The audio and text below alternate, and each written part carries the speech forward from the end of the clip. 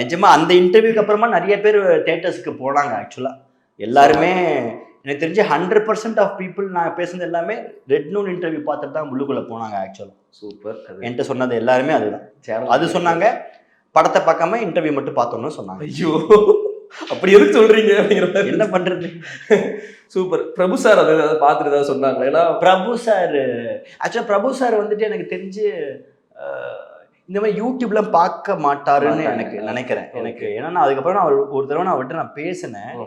அப்போ அவருக்கு இந்த மாதிரி நடந்ததே தெரியாம இருந்தது. நானும் அந்த மாதிரி நடந்ததா அவருக்கு ஞாபகப்படுத்தவும் இல்லை. அவர் அதெல்லாம் பார்க்க மாட்டாரு ஆக்சுவலா. ஓகே. மொபைல் பெருசா யூஸ் பண்ண. ஆமா ஆமா. சோஷியல் மீடியாஸ் பெருசா அவருக்கு அப்பப்போ ஏதாவது ஒரு சில கிளிப்ஸ்லாம் எனக்கு அனுப்புவாரு. அது என்னன்னா விக்ரம் பிரபு சாரோட படத்துக்கு லவ் மேரேஜ் வரும்போது அதை பத்தி அமைச்சிருந்தாரு. ஸோ அப்படின்னா அதெல்லாம் அவருக்குமே வருது, அவருமே ஷேர் பண்றாரு.